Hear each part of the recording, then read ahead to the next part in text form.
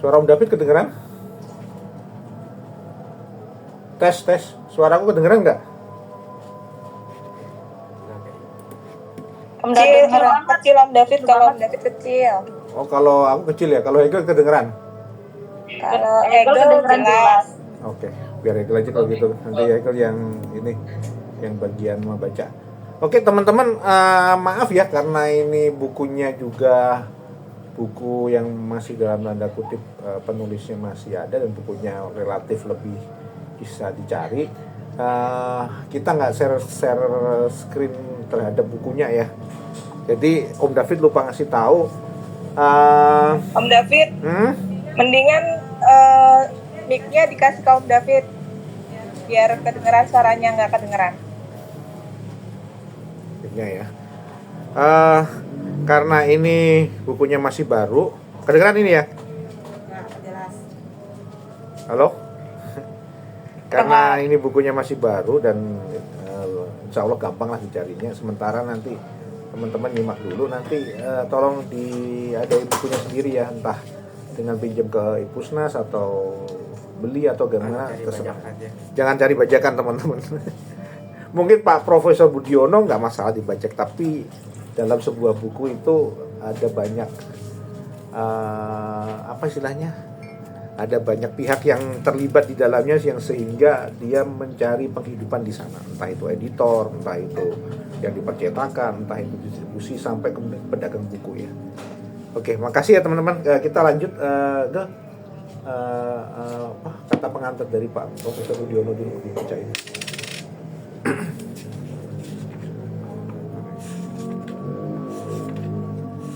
Dari Endro Salim ya? Dari Pak Budiono dulu. Teman-teman di sini ada yang udah pegang bukunya belum? Belum tahu bukunya malah. Oh, belum tahu bukunya. Belum dikasih lihat. Ini bukunya ya. Bukunya terbitan tahun 2016 ya. Sebenarnya ini sudah ditulis lama oleh Pak Budiono, baru terbit ketika beliau sudah purna tugas dari Wapres ya.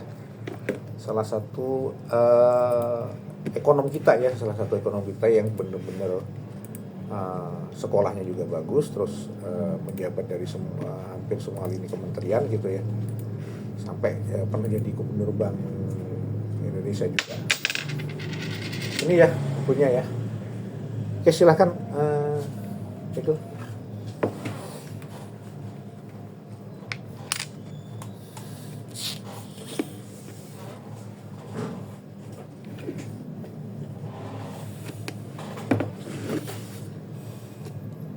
Yang Pak Budiono dulu.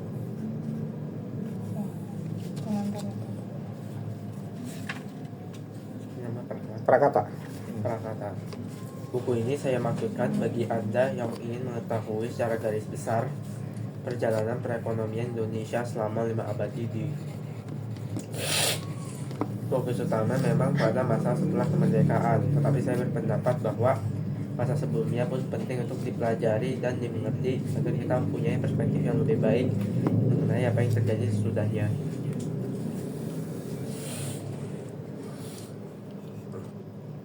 Tidak bisa dihindari, beberapa konsep ekonomi teknis harus digunakan untuk menjelaskan proses yang terjadi. Sejauh bisa konsep-konsep ini diuraikan dalam bahasa sehari-hari.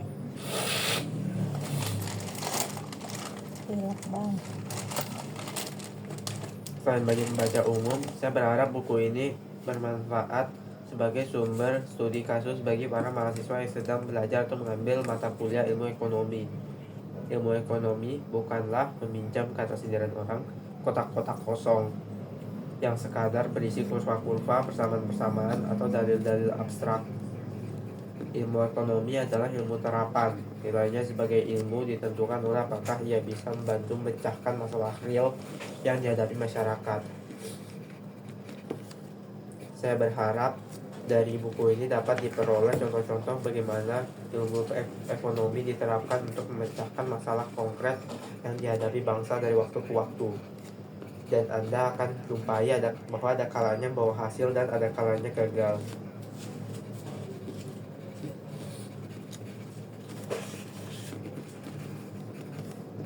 Sejarah memberikan pelajaran bagi mereka yang mau belajar darinya, dan dari situ tumbuh kearifan.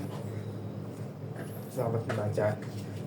Oke, itu tadi. Jakarta 25 Februari 2016. Budiono. Boe Diono.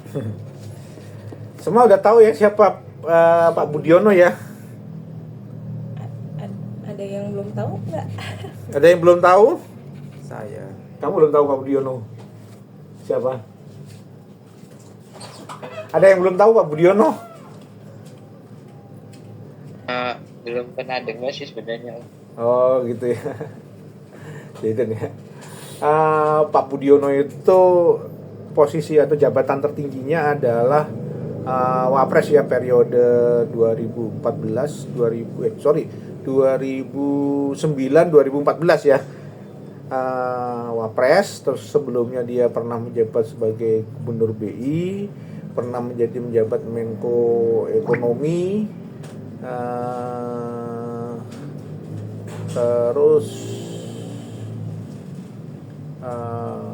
pernah jadi, yang jelas beliau adalah dosen dan guru besar di ilmu ekonomi di Fakultas Ekonomi Fakultas Ekonomi UI ya, seperti itu. Salah satu putra terbaik bangsa ya, yang dalam soal ekonomi. Makanya kemudian dan ini sebenarnya sangat bagus bukunya, ringan banget dan tapi menjelaskannya dengan bernas nantinya.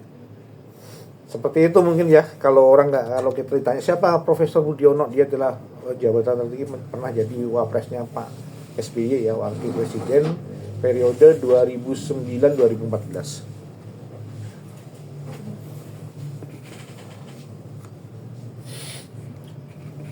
Ini equilibrium.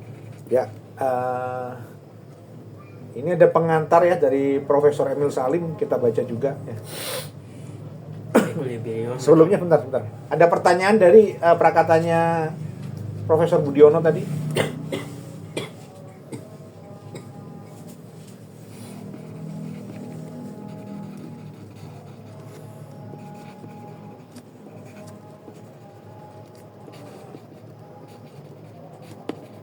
Kalau nggak ada kita lanjut tuh. Yep. Equilibrium ekonomi dan politik. Komentar dari Profesor Dr. Emil Salim. Oke, ada yang tahu siapa Profesor Emil Salim? Nggak ada. Kayaknya ini generasi Gen Z banget. Ada yang tahu. Diketawain sama Sofi.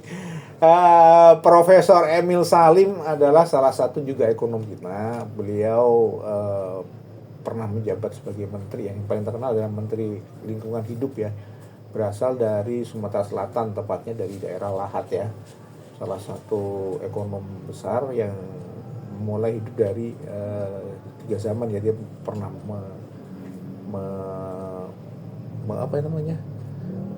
melewati zaman Belanda, masa kecil zaman Belanda, masa remaja zaman Jepang, terus di revolusi kemerdekaan, orde lama, orde baru dan sebagainya. Di orde baru ketika jadi Presiden Soeharto menjadi presiden, beliau menjadi Menteri Lingkungan Hidup, salah satu yang terkenalnya. Dia termasuk ekonomi yang ya lumayan begawan lah istilahnya ya, kita bilang seperti itu. Adik tingkatnya atau levelnya di bawah oleh salah satu Pak Sumitro Joyo Hadikusumo. Oke, lanjut ya.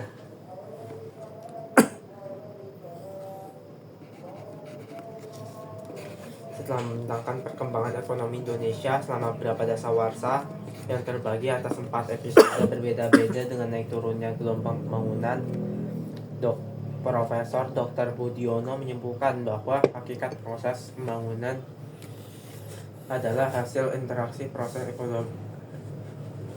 ekonomi dan politik yang saling mempengaruhi secara timbal balik.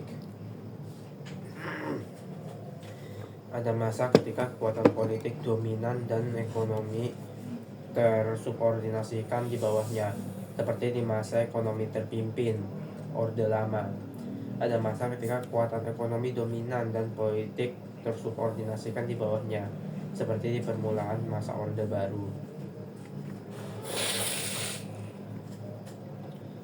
Dalam proses pembangunan, sasaran politik pada suatu masa tidak selalu bersinergi dengan sasaran ekonomi pada waktu yang sama. Para pemimpin bangunan kita selalu dihadapkan pada trade-off antara kedua sasaran tersebut. Sehingga menurut Profesor Dr. Budiono, sejarah menunjukkan bahwa secara umum sasaran ekonomi tunduk pada sasaran politik. Tetapi pada masa-masa tertentu, misalnya krisis ekonomi, sasaran ekonomi menempati urgensi tinggi dan mensubordinasi sasaran politik, baik tidak dalam jangka pendek sampai krisis diatasi. Sejarah juga menunjukkan bahwa apabila kesenjangan atau gap antara sasaran politik dan sasaran ekonomi terlalu besar, kesulitan menanti negara. Penyesuaian antara keduanya harus terjadi dan itu bisa menyakitkan. Halaman 271 sampai 272. Dibaca loh sama Pak Amil Salim. Walaupun dia ngasih prakata bukan berarti nggak dibaca. Keren loh. Ya.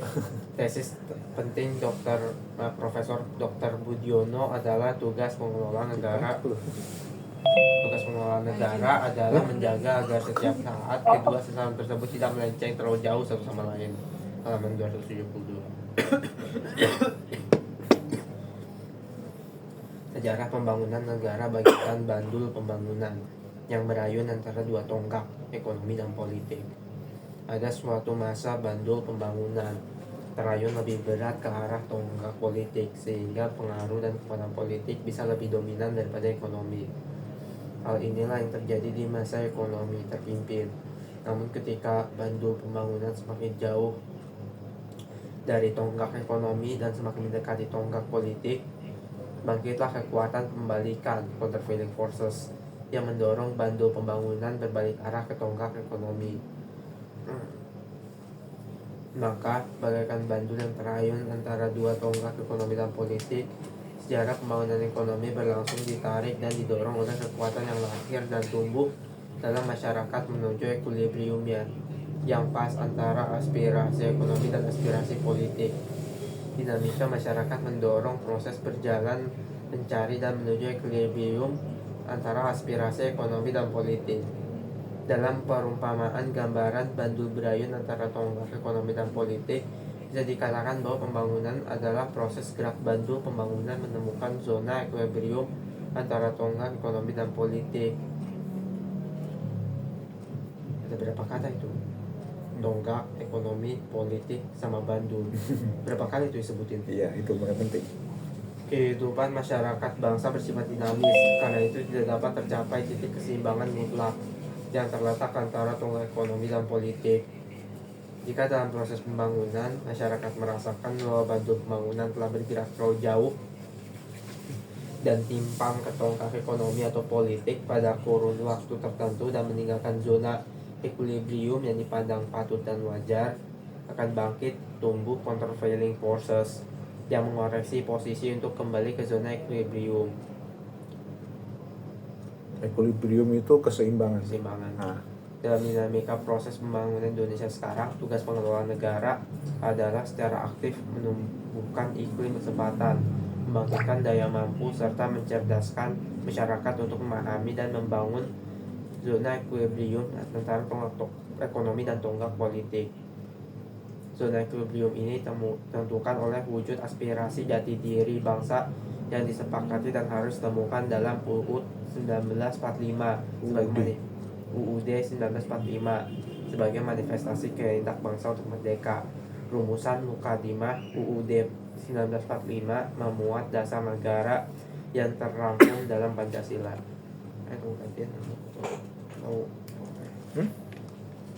Mau pakai hidung nih. Oh gitu.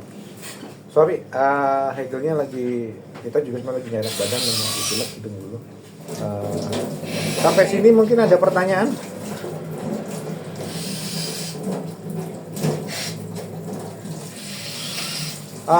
Ada yang pegang bukunya. Kalau ada pegang bukunya silakan resen ya, biar Om David tahu siapa yang pegang buku, siapa yang enggak. Maaf Pak, telat. Boleh tahu ini halaman berapa Pak? Ini lagi komentar dari Profesor Emil Salim. Oh, oke, makasih. Ya, sama-sama. Oh, pada nggak ada yang pegang bukunya ya? Itu Astrid kayak banyak. Oh, Astrid, Mbak Astrid pegang bukunya. Ada lagi? Ini murah kok, Om David cek di marketplace, nggak terlalu mahal, jadi memang dengan itu ya, biar kita menghargai orang-orang yang bekerja di balik produksi buku ini ya. Terima kasih Tante Astrid ya. Turun udah. Ada pertanyaan katanya? Ada pertanyaan ya? Saya ada pertanyaan. Apa pertanyaannya? Itu tonggak ekonomi dan tonggak politik itu maksudnya apa? Dan apa itu sasaran politik dan sasaran ekonomi? Oh, bagus nih. Tonggak itu kayak kita tongkat atau kayak ditancepin ya, itu tonggak. Nah, itu jadi kayak apa ya? Kayak jadi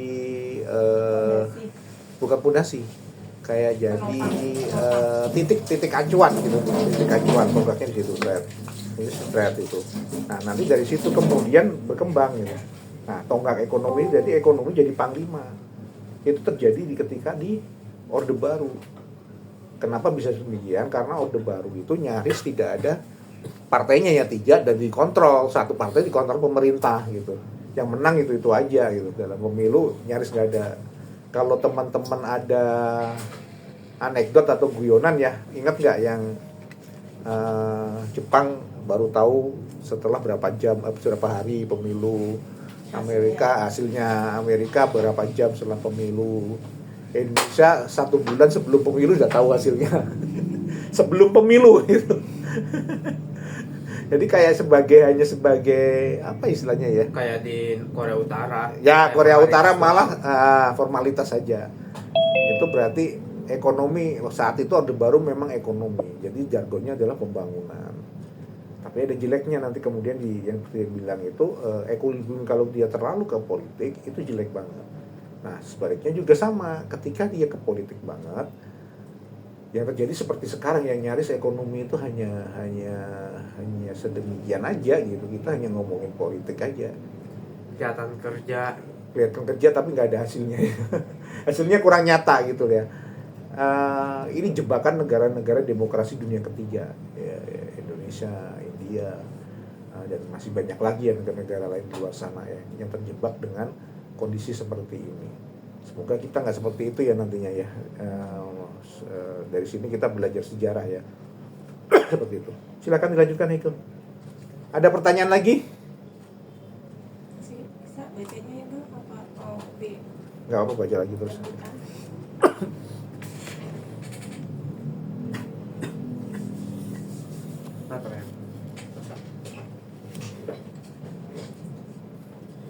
Maka sesungguhnya equilibrium antara politik dan ekonomi ditentukan oleh manifestasi perwujudan Pancasila yang menjadi tolak ukur bagi ruang gerak politik yang diseimbangkan dengan ruang gerak ekonomi. Oleh karena sejarah berkembang sehingga yang relevan dengan masa lampau tidak lagi sesuai dengan perubahan zaman, ideologi Pancasila memerlukan proses penggantian pikiran kreatif agar tetap tumbuh relevan dengan semangat zaman yang berubah. Dalam kaitan inilah sangat relevan saran Profesor Dr. Budiono mengembangkan homegrown institusi publik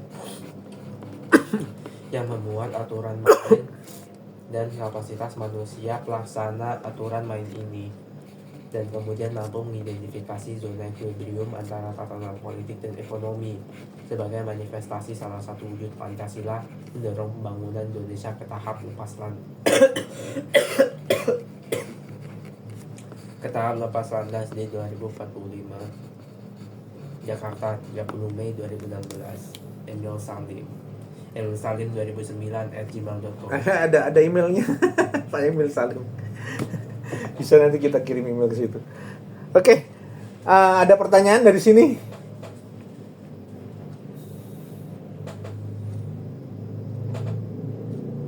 Capnya. Cat dulu.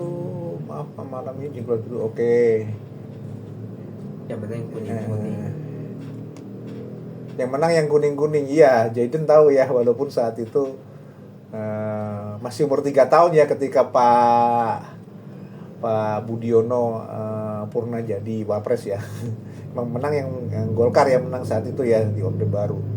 Jadi benar-benar politik itu dipangkas, benar dikerdilkan lah, dan ekonomi yang digerakkan, tetapi indeks kenaikan kita itu nyaris nggak seberapa ya dibanding kita gagal jadi negara dengan pendapatan per kapita tinggi di atas $10.000.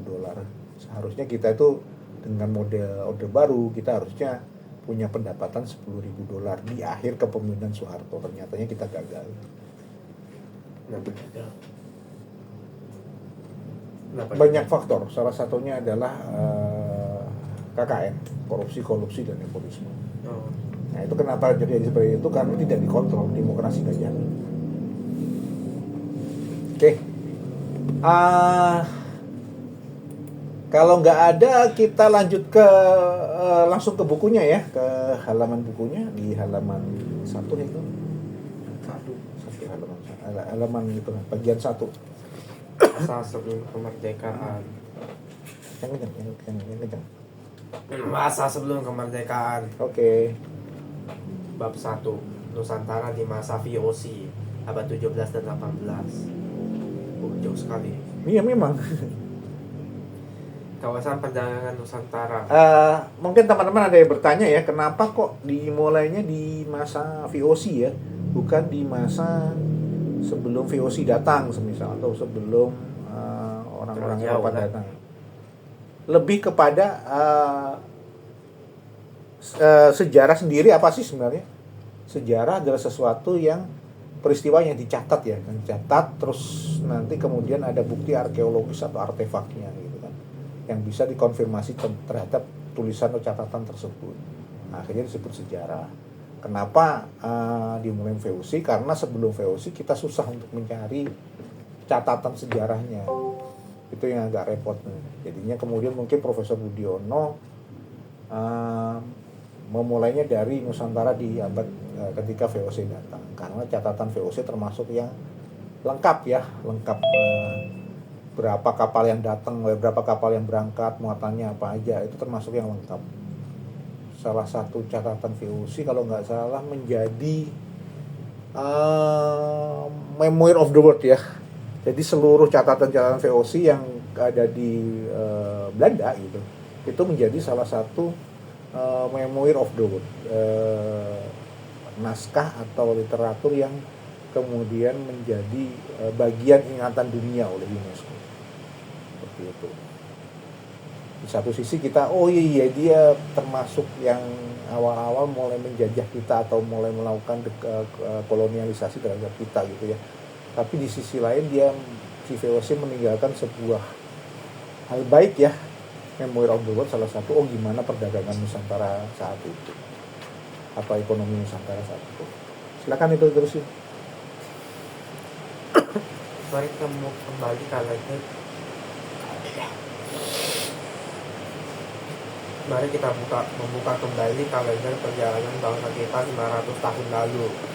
Negara yang sekarang kita sebut Indonesia belum ada. Indonesia tentang sejarah, Indonesia waktu itu merupakan Indonesia waktu itu merupakan kawasan yang terdiri dari kumpulan satuan-satuan sosial politik, umumnya berbentuk kerajaan yang memiliki berbagai derajat kedaulatannya sendiri-sendiri. Masing-masing menguasai kawasan, sumber alam, dan penduduk yang menjadi basis bagi satuan-satuan ekonominya. Nusantara bukan kawasan tertutup. Pada masa itu, sebagian besar ekonomi lokal di pulau-pulau utama sudah biasa melakukan perdagangan antara mereka sendiri dan sebagian bahkan dengan negara-negara lain di Asia dan Eropa. Ini bisa dimengerti karena Indonesia terletak di perlintasan jalur besar perdagangan melalui laut antara Asia dan Eropa. Adanya kekuasaan politik tunggal yang menguasai kawasan ini seperti Cina atau Jepang juga mempermudah siapapun dari luar untuk datang dan berdagang di sini. Para pedagang India, Cina, Arab, Indonesia, Melayu, dan kemudian Eropa, Belanda, Portugis, Inggris pada awalnya melakukan kegiatan secara bebas. Mereka hanya perlu memperhatikan aturan penguasa dan tradisi setempat untuk kelangsungan kegiatannya. Dalam perjalanan waktu, karena keunggulan organisasi organisasi, teknologi, dan akses informasi pasar, pedagang-pedagang Eropa mendominasi perdagangan. Pedagang-pedagang Eropa mendominasi perdagangan besar, terutama untuk jalur Eropa. Para pedagang Cina, India, dan Arab juga berperan, tetapi terutama dalam kegiatan perdagangan antar negara di kawasan Asia dan di dalam kawasan Nusantara. Mereka juga berperan sebagai pedagang perantara dengan para pedagang Eropa. Para pedagang Indonesia sendiri banyak berperan di perdagangan lokal dan sebagai penghubung antara sentra-sentra produksi dan pedagang perantara. Dalam perkembangan selanjutnya, para pedagang Eropa yang pada masa itu dirasuk oleh semangat melakukan era baru, semangat imperialisme, mulai menggunakan keunggulan organisasi dan militernya untuk mendominasi kawasan ini secara teritorial. Mereka ingin mendapatkan keuntungan yang lebih besar daripada sekadar berdagang biasa. Kita nanti akan mengisahkan bagaimana fungsi dagang Belanda, Verenigde Oost-Indische Compagnie atau VOC melakukan hal ini di Nusantara. Di kawasan ini berkembang dua pusat perdagangan utama di sekitar Selat Malaka dan di kawasan Laut Jawa, dan keduanya mengait dengan jalur besar perdagangan Asia Eropa. Perdagangan dan pertukaran sesuai dengan teori ekonomi mendorong timbulnya spesialisasi produksi di antara ekonomi lokal berdasarkan keunggulan komparatif mereka masing-masing. Kita dapat memperoleh kesan mengenai pola perdagangan dan spesialisasi di kawasan ini dari kutipan berikut ini. Kapas, kain, dan bahan pangan pokok, beras, garam, ikan kering, jadi-jadian dari Jawa diangkut ke pelabuhan-pelabuhan di Sunda dan Sumatera Timur serta Sumatera Barat untuk ditukar dengan lada. Pedagang Cina dan India membawa produk-produk seperti sutra, kain katun, porselen ke Jawa dan selanjutnya dibawa bersama beras ke Maluku untuk ditukar dengan cekik dan pala. Rempah-rempah dan beras dikirim ke Malaka dengan sebagian ditukar oleh pedagang Cina dan Indonesia dalam porselen, sutra, logam mulia, atau uang tembaga. Di samping dan terkait dengan aliran perdagangan segitiga utama antara Selat Malaka, Jawa, dan kawasan timur Indonesia ini ada aliran-aliran perdagangan sampingan. Misalnya, lada Sumatera dikirim ke Bali melalui Jawa untuk ditukar dengan kain katun.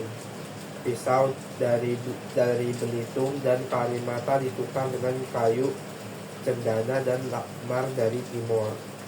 Laka, kayu wangi, didatangkan dari Burma Selatan.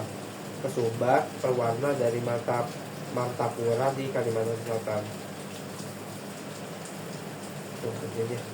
Oke. Bentar, saya gantiin. Lagi nggak enak badannya itu.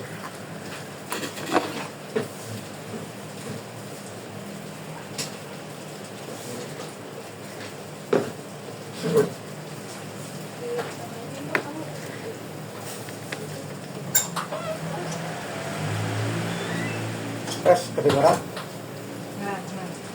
Tes. Halo? Kedengaran. Oke.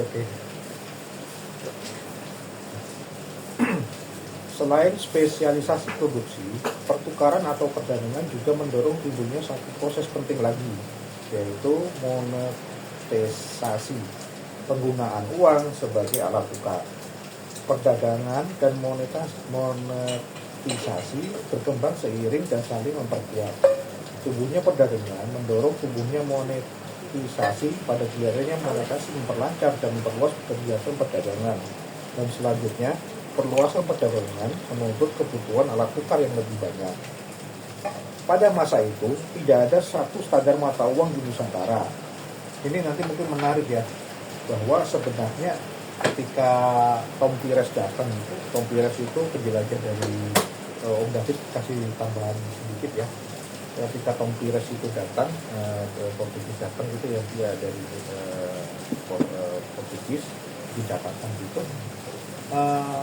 Di masa itu tuh uang yang kita pakai itu ternyata buatan dari Cina, dari Cina, dan yang berlaku itu dari zaman dinasti paling awal sampai dinasti paling akhir yang Tonggues datang, sehingga uangnya itu bermacam-macam. Ibaratnya kita pakai dolar gitu ya, pakai dolar Amerika. Nah, yang kita pakai itu dari awal Presiden George Washington sampai hari ini gitu kan, berlaku sampai hari ini gitu. Jadi menarik ya. Nah, oke, saya lanjut ya. Jadi seperti itu ya, tidak ada kadar mata uang masih banyak uang dipakai ya. Kadang satu daerah itu yang ini berlaku ini, yang ini nilainya lebih tinggi dari ini.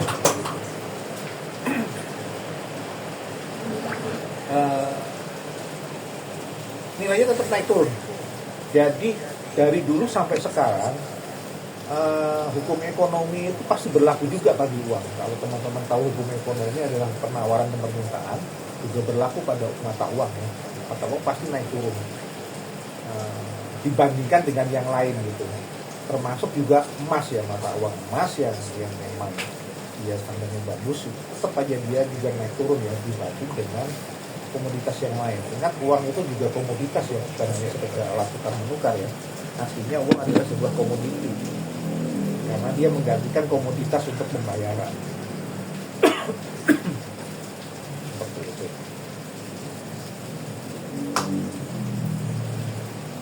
Oke, Om David lanjut ya. Pada masa itu tidak ada satu standar mata uang di Nusantara, tetapi berbagai alat tukar beredar dan dipakai masyarakat secara bersamaan. Secara umum ada dua kelompok mata uang yang beredar dalam jumlah besar, yaitu uang tembaga pecahan kecil, termasuk campuran dengan timah putih, timah hitam dalam berbagai bentuk dan asal Cina, India, Belanda, dan lain-lain, dan uang perak pecahan besar dari Belanda, Meksiko, Spanyol, dan lain-lain. Sebagai pecahan kecil, uang tembaga lebih luas peredarannya daripada uang perak. Salah satu mata uang yang luas dipakai adalah mata uang picis Cina yang terbuat dari campuran tembaga dan timah hitam. Picis ya, tembaga dan timah hitam. Di Museum BI ada, kalau nanti teman-teman berkunjung ke Museum BI ada ini mata uang ini ya, yang tengahnya berlubang itu. Dan kenapa tengahnya berlubang? Itu hal yang menarik juga untuk diulas ya. Jadi dompet zaman dulu itu bukan kantong kayak kita gitu, tapi tali ya. Jadi talinya itu dimasukin, uangnya dimasukin ke tali, sehingga itu menjadi dompet gitu, kayak kita hari ini. Atau versi lokal mata uang ini, satu studi mengatakan bahwa pada abad 17 diperkirakan sebanyak 800 juta pieces beredar di kawasan Nusantara. Menarik sekali studi ini ya. Kita harus tahu ya, ini siapa yang melakukan studinya. Abad 17 saat itu berarti 1600-an ya, awal-awal VOC ada di Indonesia ya. 800 juta pieces ya. Tapi juga baru tahu.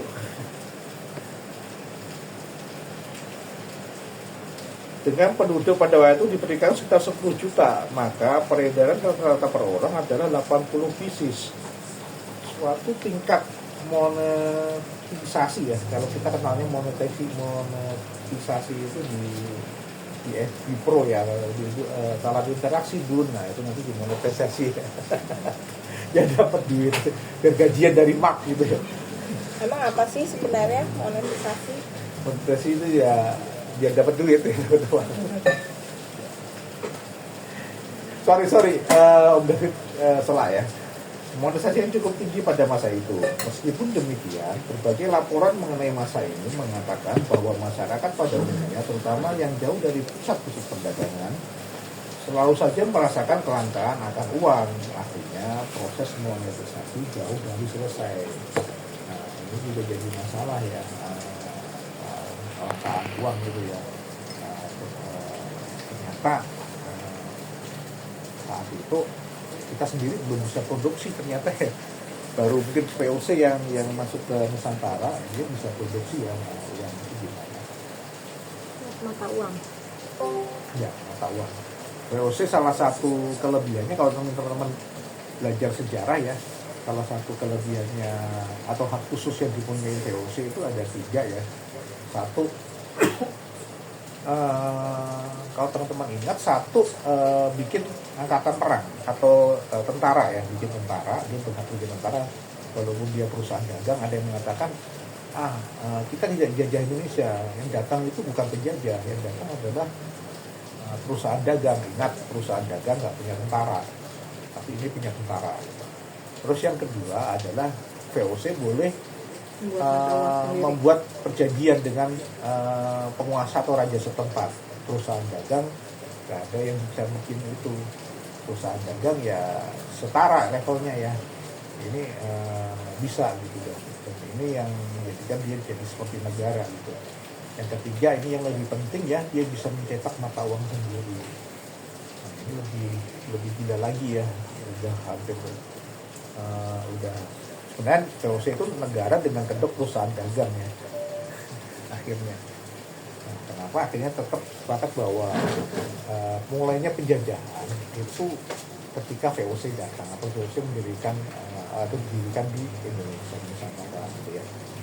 Tapi dia tidak menguasai Indonesia secara penuh selama 350 tahun. Nah itu objektif. Tapi dia mulai menguasai Indonesia, mulai menjajah Indonesia dari 350 tahun yang lalu ke 390 tahun, objektif setuju dari dia mulai berdiri.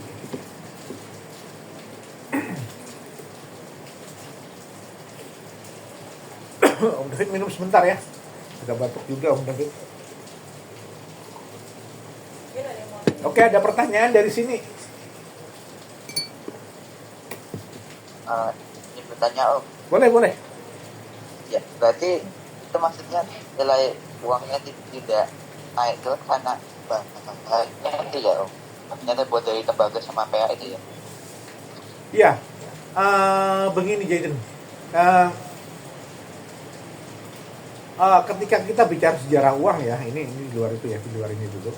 Bicara sejarah uang itu kan sebenarnya adalah komoditi. Sampai hari ini uang itu sebenarnya adalah komoditi yang menggantikan fungsi barang yang dibarter. Dulu kan perdagangan nggak pakai uang tapi dibarter. Si A butuh beras, si B butuh minyak gitu. Nah, ini barter. Tapi kenyataannya belum tentu si pedagang beras butuh minyak, si pedagang minyak butuh beras gitu. Nah, komoditi apa yang bisa untuk menggantikannya? Komoditas apa ya? Komoditasnya adalah uang. Ya nggak? Karena apa? Karena uang bisa dalam fungsinya menggantikan komoditas yang diinginkan untuk disimpan nantinya. Oh, disimpan nanti saya butuh yang lain gitu. Dia menjadi cara yang efisien untuk berdagang gitu aja. Nah, namanya komoditas. Asal muasalnya dari komoditas kan uang itu. Dia bisa pasti naik, bisa turun nilainya. Dibanding komoditas yang lain nilainya. Pasti dibanding komoditas yang lain. Semisal hari ini mungkin kita bisa beli telur dengan harga sekilo 25.000. Ternyata saat lebaran, saat puasa besok harganya naik tuh. Enggak 25.000 lagi, per kilonya dari 35. Entah dengan faktor apapun, tapi hukum ekonomi pasti bertindak di situ. Yang namanya penawaran dan permintaan. Penawaran tinggi, permintaan tinggi, penawaran rendah, harganya naik. Permintaan rendah, penawaran tinggi, harganya turun. Pasti seperti itu perbandingan. Walaupun itu emas sekalipun, walaupun itu mata uang emas sekalipun ya, tetap aja dia nilainya akan berubah, entah naik entah turun, tergantung dari penawaran dan permintaan terhadap komoditas yang lain. Seperti itu Jayun ya. Oh iya Om, terima kasih. Tapi soalnya tapi kayaknya pas Om ngomong uang dari China itu, tapi kayaknya yang uang ke atas dulu Om. Lupa aku kalau ada uang, banyak uang logamnya. Oh iya, ada. Tapi yang waktu itu familiar ya di tanah air sebelum masuk bukan uang kertas. Uang kertas itu nggak terlalu familiar di kita, dan karena uang kertas itu hanya dipakai di negara Cina. Karena apa? Yang bisa menggaransi saat itu tuh hanya pemerintah Cina. Jadi kalau kita bicara sejarah uang ya, yang waktu itu di mana ya, di Penny Candy ya, sejarah uang.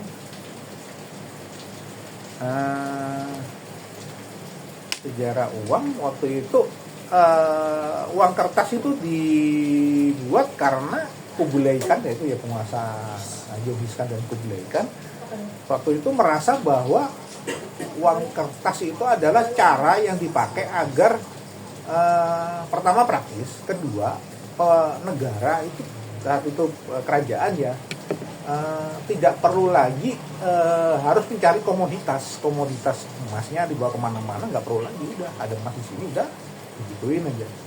Jadi dia lebih kepada kenyataannya ya, dan kalau tidak mau waktu itu oleh penguasa Mongol yang ada di Cina bakal dihukum mati gitu.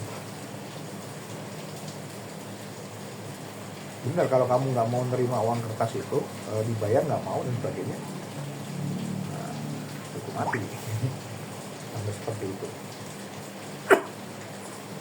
Mungkin yang lain ada pertanyaan? Sampai jam berapa dan gimana? Kita 1/4 jam lagi ya, 1 jam aja, nanti jangan terlalu banyak-banyak ngebul. Menarik sih memang ya. Kok bisa sih Om mata uangnya tetap berlaku ya dari zaman dinasti pertama sampai dinasti terakhir gitu. Ya karena kita sendiri nggak bisa produksi saat itu. Pengetahuan akan logam dan uang itu metalurgi ya kalau sekarang ya, itu ternyata juga ilmunya butuh tinggi gitu kan. Bahkan beberapa negara pun ya saat ini beberapa nyetak uang ke peruli ya, ke Indonesia malahan. Kenapa? Karena teknologi untuk mata uang modern, pencetakan uang modern itu juga sama rumitnya gitu. Dihukum gitu.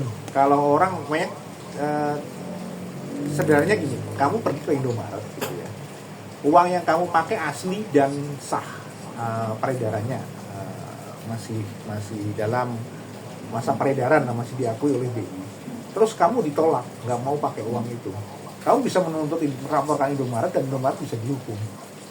Pihak yang menolak untuk menggunakan mata uang yang sah itu bisa dihukum. Beda kasus kalau kemudian dia bilang, pembayarannya hanya menggunakan QRIS, nah, itu beda kasus. Tapi itu benar-benar dihukum kalau kamu punya uangnya gitu dan tidak ada alternatif lain. Hukumannya bukan hukuman mati. Hukuman mati itu hanya saat penguasa Mongol menguasai Cina ya, di mana uang kertas pertama kali ada. Jadi salah satu peninggalan besar orang-orang Mongol ya terhadap dunia adalah uang kertas ya. Uang kertas yang tentu saja dimulai dari mereka ya. Jadi kalau kita bicara uang kertas dimulainya kapan ya, waktu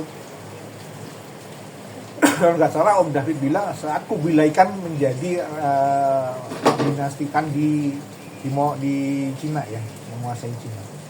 Uang kertas dimulai di situ. Sebenarnya dasar-dasarnya kenapa ada uang kertas lebih panjang lagi sih. Kalau sekarang ya mungkin paling didenda sama dihukum penjara aja ya, nggak sampai dihukum mati. Karena apapun namanya, ekonomi itu adalah kepercayaan ya, trust ya. Kalau kita udah nggak percaya terhadap sesuatu, itu biasanya ambruk gitu. Nah, itu yang bahaya gitu ya. Makanya tetap kita harus percaya terhadap sesuatu itu, entah itu mata uangnya, entah itu uangnya dan sebagainya.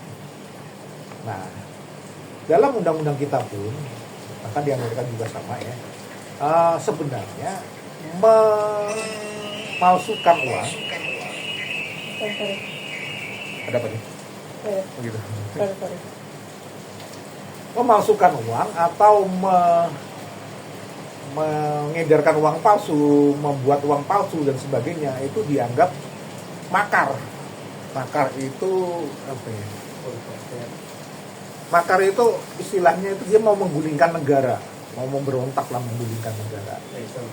Nah, jauh lebih berat daripada kasus-kasus yang lain gitu. Nah, di Amerika sendiri ada badan khusus ya namanya Secret Service. Itu selain mengamankan presiden, SS itu, dia punya tugas mengamankan Atau uang. mata uang dari pemalsuan. Jadi sama pentingnya, uang itu juga lambang kedaulatan, sama pentingnya. Seperti itu. Ada pertanyaan lain? Soalnya ya Om, kasih pendapat aja ya. Boleh. Kalau misalnya uang palsunya banyak kan berarti jumlah uang semakin banyak juga kan ya Om. Jadi buat jadi mengurangi nilai uang itu sendiri kan. Betul. Salah satu cara mengacaukan ekonomi sebuah negara adalah Cetak uang palsu sebanyak-banyak. menurunkan nilai mata uang itu. Ekonominya pasti kacau. Karena tiba-tiba banjir mata uang, pasti inflasi tinggi dan sebagainya. Amerika dulu itu terkenal adalah negara yang tidak memperbarui mata uang fisiknya, uang kertasnya. Jadi uang zaman dulu itu masih berlaku aja sampai sekarang gitu. Tapi hal ini berakhir setelah siapa namanya? Korea Utara. Kim Jong Un dengan kemampuan sebagai sebuah negara, kan alat pencetak uang, bahan untuk mencetak uang itu nggak bisa dipesan sembarangan, harus sebuah percetakan khusus negara yang dimiliki oleh negara yang boleh memesannya gitu kan. Nah, Kim Jong Un dengan kemampuan dia sebagai negara, dia mencetak dolar persis sama kasus dolar Korea Utara itu ya. Enggak ya. Dolar Korea Utara justru lebih bagus secara kualitas dibandingkan dolarnya Amerika. Oh gitu ya. Jadi disebut better dollar atau perfect dollar. Oh gitu ya, ternyata kata Hegel yang saya tahu ternyata malah lebih ketika dibanding persis sama dan bisa dibedain ketika dolar Korea Utara itu dibesarkan pembesaran 15 kali lipat atau gimana gitu, baru tahu bedanya gitu. Tapi kalau menurut Hegel, ternyata Hegel pernah tahu informasi bahwa dolar Korea Utara itu ternyata kualitasnya jauh lebih bagus, the better of dolar gitu dibanding dolar asli yang terbitan Federal Bank ya, Bank Sentralnya Amerika. Masuk akal juga sih gitu. Dan kemudian Korea Utara itu pintar lagi gitu. Mereka mengedarkannya tidak lewat bank-bank umum ya.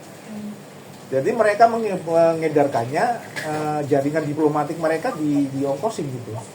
Teman-teman tahu ya kalau di bandara, nanti mungkin kalau pergi ke luar negeri kemanapun juga gitu, kalau bawa uang cash itu pasti dikasih catatan ya, ada batasan. Mantul mana mantul. Tes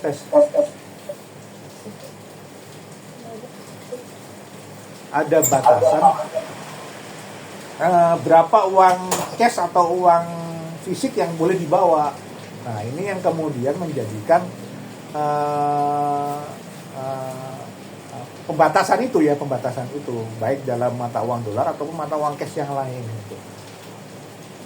Nah, kecuali teman-teman berpergian dengan paspor diplomatik atau paspor biru istilahnya di Indonesia ya, paspor diplomatik itu nggak ada batasan itu. Nah, orang-orang Korea Utara, pemerintah Korea Utara menyebarkan itu, mengedarkan itu dengan jaringan diplomatik mereka, sehingga benar-benar tidak terdeteksi.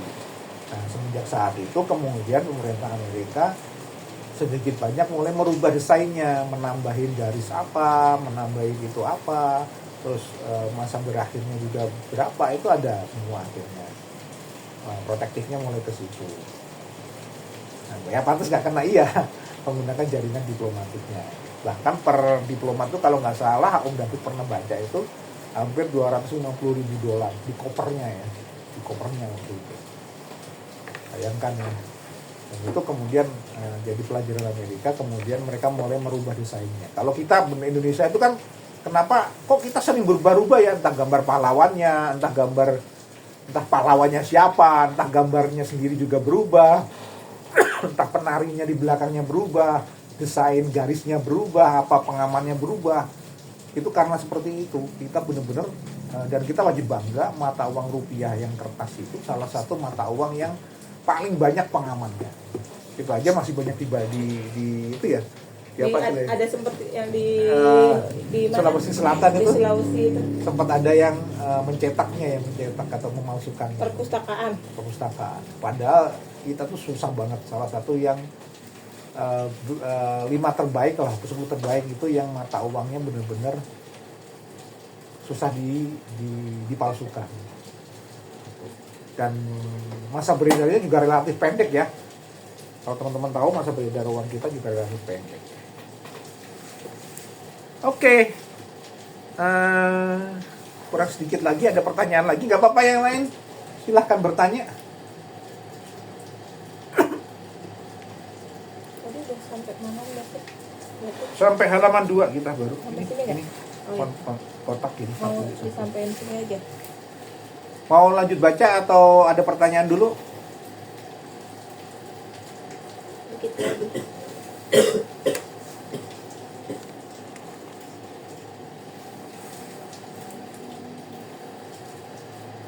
Aja Om. Oke, lanjut aja ya. Om David lanjutin lagi. Ini ada kotak di sini, nanti mungkin kalau ada bukunya nanti teman-teman bisa tahu ya. Mana nah. Ini ada kotak, nanti baca David kotaknya ya.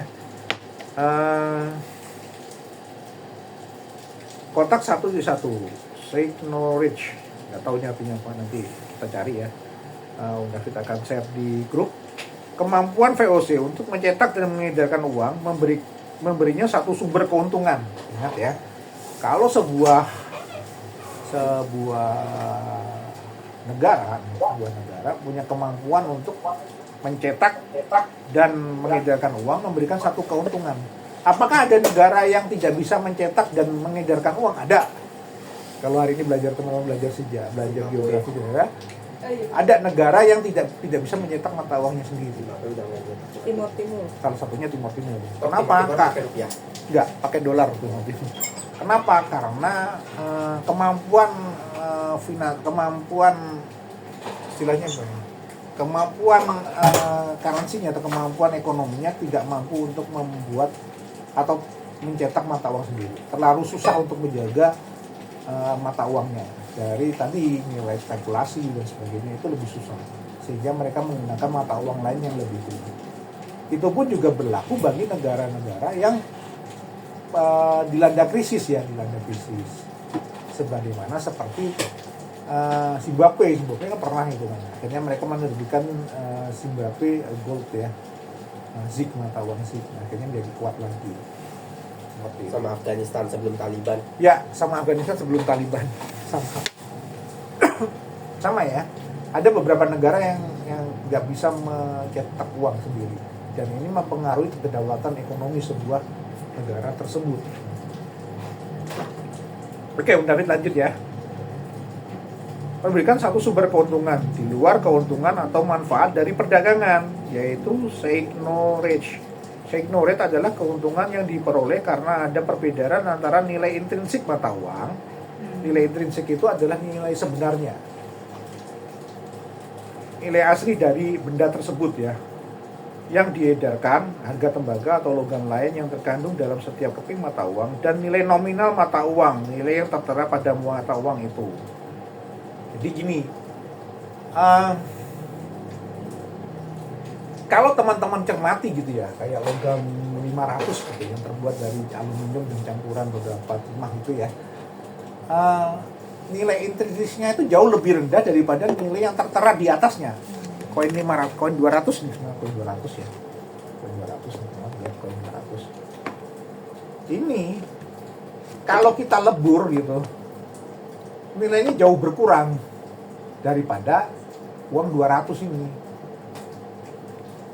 Itu namanya nilai yang tercetak atau nilai yang tertera di mata uang itu lebih tinggi daripada nilai intrinsiknya, nilai bahannya. Bila nilai nominal lebih besar daripada nilai intrinsik, tidak terlalu, tapi seringkali demikian, pencetak atau pengedar uang menikmati keuntungan shake no rich. Apalagi uang kertas ya, jelas shake no rich-nya jauh lebih tinggi daripada aslinya. apapun itu uang kertas seluruh dunia gitu ya, nilainya pasti lebih tinggi daripada nilai aslinya. Selain itu ada sumber keuntungan atau kerugian lain. VOC menggunakan uang tembaga untuk pembelian hasil-hasil bumi dari petani dan pekebun dan menerima hasil penjualan lelang komoditi tersebut di Eropa dalam bentuk uang emas dan perak. Wow. Kalau sekarang ini ya, ini kayak eksportir. Jadi banyak gini, kita beli dari para petani cengkeh itu dalam bentuk rupiah, jual dalam bentuk dolar. Nah, VOC zaman dulu itu beli dalam bentuk uang tembaga ke petani-petani, jualnya dalam bentuk perak atau emas, uang emas atau uang perak. Nah, ini luar biasa nilai perbedaannya. Nah, ini yang signifikannya tadi kata Profesor Budiono, ternyata keuntungannya juga ada selisih keuntungan yang lumayan dari situ. Nah, kasus yang terjadi seperti itu ya, kopi ini dan sebagainya itu. Jadi ada nilai berbeda ya, tiap mata uang seperti yang Jaden tadi tanyain, ada yang berbeda ternyata gitu. Jadi antara rupiah dan dolar itu jadi atau euro. Nah, para eksportir kita atau sawit atau beli sawit dengan rupiah dijual dengan euro. Oke, lanjut lagi. Transaksi ini menimbulkan potensi keuntungan atau pada keadaan tertentu kerugian bagi VOC yang bersumber dari perbedaan nilai tukar kedua logam itu. Dalam terminologi sekarang, transaksi seperti ini adalah perdagangan mata uang atau foreign exchange trading. Itu pun sudah ada di zaman VOC. Jadi ada nilai tukar ya, nilai tukar, dan seringnya beberapa negara atau beberapa orang seperti itu menerima keuntungan dari nilai tukar itu. Makanya seharusnya devisa ekspor itu tidak boleh diparkir di luar negeri. Devisa ekspor harusnya diparkir di dalam negeri. Nah, pemerintah sekarang mungkin semoga semakin tegas ya. Kemarin Om David baca devisa ekspor itu harus diparkir di bank dalam negeri. Kalau enggak izin ekspornya akan dicabut. Semoga tegas ya. Karena biasanya ada aturan tuh yang susah pengawasannya ya. Ya Tante Rina ya. Kalau kita bikin pengaturan yang susah pengawasannya satu, yang kedua ketegasan terhadap penegakan aturan itu. Jadi angin-anginan gitu. Itu pengawasan. Oke, sampai sini ada pertanyaan? Wih, luar biasa nih.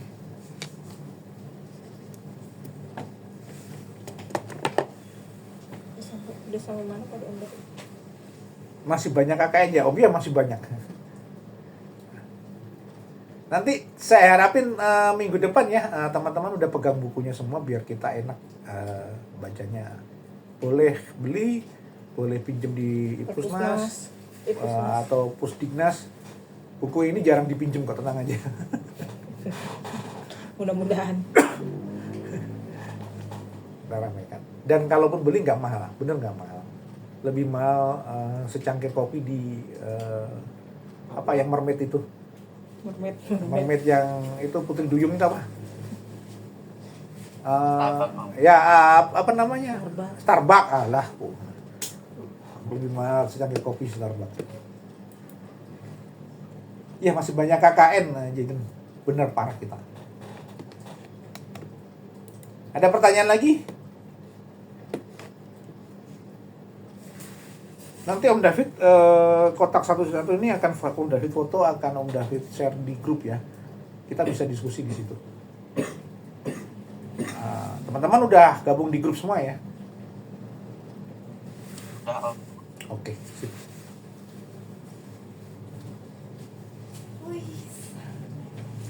Kalau nggak ada pertanyaan, ini udah 8:29 ya. Kita sudahi dulu ya, nggak terlalu lama-lama. Biar teman-teman juga bisa incas ya apa yang bisa didapat dari sini. Salah satu yang bagus ya ini ya, kita belajar tentang ekonomi kita sendiri ya. Jarang banget masalahnya.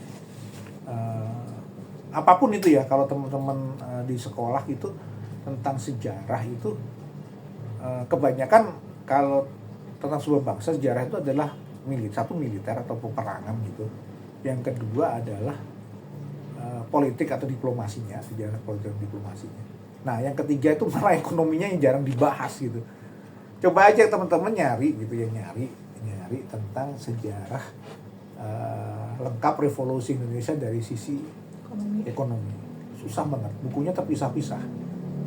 Nah, kalau teman-teman baca nyari sejarah dari sisi militer, teman-teman akan menjumpai Nasution, Simatupang dan lain-lain sebagainya yang masih banyak lagi gitu ya. Atau dan kemudian dia menjadi bahasan arus utama dalam sejarah revolusi Indonesia ya, militer itu. Atau dari sisi politik dan diplomasi banyak banget ya, terutama yang bagus itu kronik revolusi Indonesianya, Pramudia Anantatur, terus atau yang lain-lain itu banyak diplomasi dan politiknya gitu. Atau Syahrir, atau Hatta sendiri, atau Soekarno sendiri banyak gitu. Nah, tapi dari sisi ekonomi nyaris susah gitu. Nah, catatannya itu nyaris nggak ada gitu. Berapa sih uang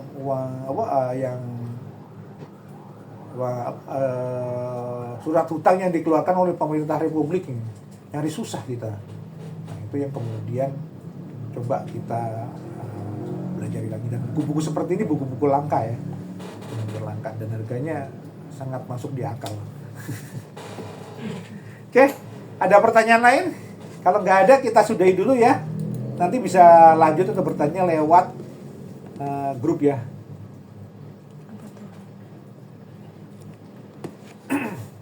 Kalau di sini seringnya sejarah kerajaan, kemerdekaan sama setelah kemerdekaan, tapi materinya itu terus. Ya memang seperti itu. Ya karena bahannya juga jarang yang ekonomi. Oke, terima kasih atas kesempatan atau kehadiran teman-teman mengikuti book club ini. Mohon maaf atas segala kekurangan dan kesalahan saya, Om David yang tadi bersama Hegel. Kita lagi gak enak badan sebenarnya, itu lagi pileknya parah. Om David sebenarnya juga lagi agak meriang ya, tapi alhamdulillah masih bisa ada kelas ini. Demikian, billahi taufik wal hidayah. Wassalamualaikum warahmatullahi wabarakatuh. Waalaikumsalam warahmatullahi wabarakatuh. Makasih. Terima kasih. Semuanya, makasih. Terima kasih, Gel.